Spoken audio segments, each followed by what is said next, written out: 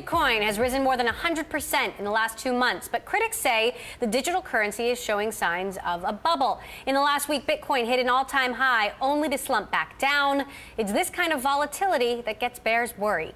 Not to mention questions about safety, fraud, lack of government recognition, and competition from other digital currencies. Joining us now to break it all down is Polychain Capital founder and CEO Olaf Carlson-Wee. Polychain is a hedge fund backed by Andreessen Horowitz and Union Square Ventures. Also joining us, our Bloomberg editor-at-large, Corey Johnson. Olaf, I want to start with you. Is there a Bitcoin bubble? What do you think? Well, we've seen really fast growth in Bitcoin recently. I think this is an uptick coming from an industry that hasn't been moving as aggressively in the public radar. But now that a lot of the growth in the price is more closely tracking the fundamentals, I think we're seeing a big uptick for that reason.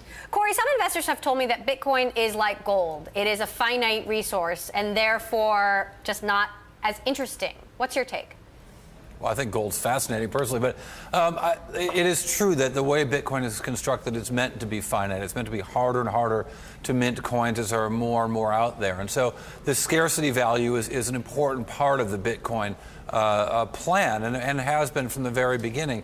But I think, for people in the Bitcoin community, they see all this investment, they see all this excitement, they know all these deals, they can't believe their parents don't understand what they're doing. So when they see the price surge, I think it's seen as a validation of what they've all been working on. But there's absolutely an element of gold-like, of gold bug-like, both fervent belief and rabid speculation going on here. And you can see that in the reaction to the price. And I thought you really did see that when you showed that 5-day chart 5 days ago, when you saw that really dramatic 1 hour 20% sell-off in Bitcoin, you can really see that it is so speculative, this current wild ride that Bitcoin's on, that while the long-term value of Bitcoin may be in the eye of the beholder, the volatility is really in the eye of the speculator.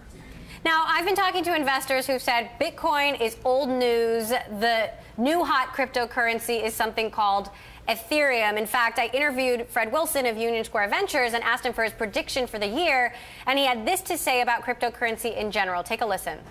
I think that Ethereum will bypass, the market cap of Ethereum will bypass the market cap of Bitcoin by the end of the year. So of all the predictions he could have made about anything in tech, that is what he chose.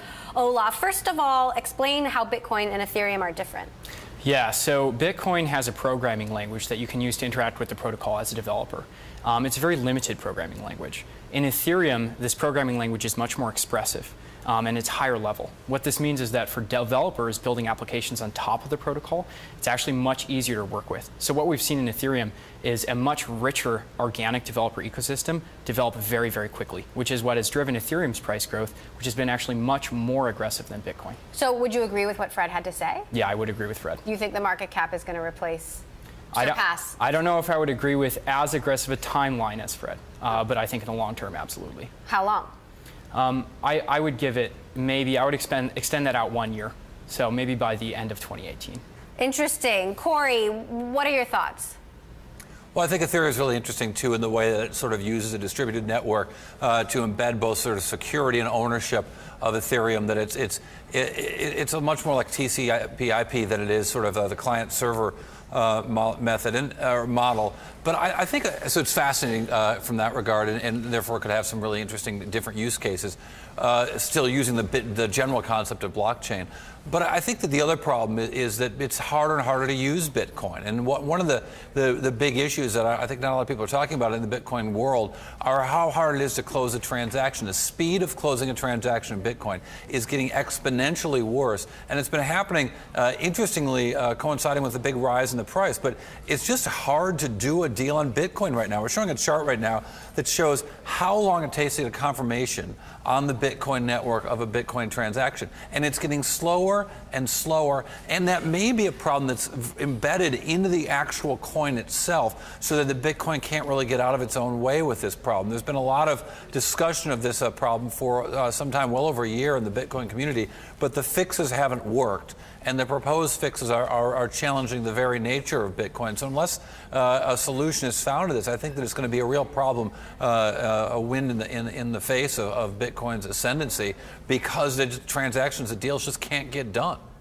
What about the safety issues here, Olaf? I mean, we just covered this big ransomware WannaCry hack attack, and the hackers were asking for ransom paid in Bitcoin because of the anonymity. Will that change?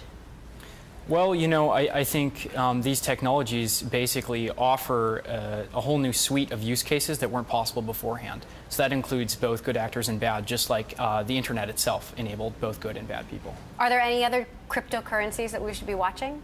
Oh, many others. Would you like to know what they are? Yes, I would. So I very much like Ethereum tokens, which are built on top. These are things like Maker, Augur, Golem. I also am a pretty big fan of some of these more novel types of signatures. So this is in things like Zcash or Monero.